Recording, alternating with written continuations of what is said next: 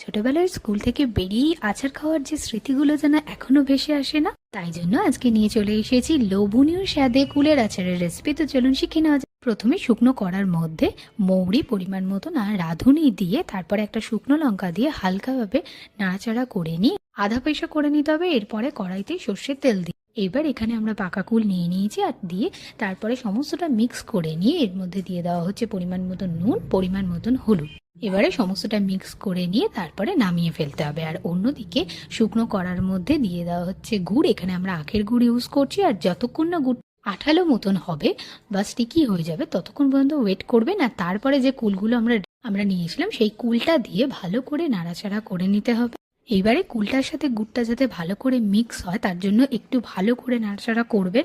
আর একটু আঠালো ভাবটা যাতে থাকে বা নরম হয়ে যায় কুলটা, তার জন্য কিন্তু অপেক্ষা করতে হবে। এরপরে পরিমাণ মতন ভাজা মশলা, বিট নুন আর সাথে ভিনিগার দিয়ে দেওয়া হচ্ছে, যে জন্য কিন্তু আপনারা 1 বছর স্টোর করে রাখতে পারবেন। আর এই ভিডিওটা ভালো লেগে থাকলে অবশ্যই লাইক, শেয়ার, সাবস্ক্রাইব, কমেন্ট করে পাশে থাকবেন।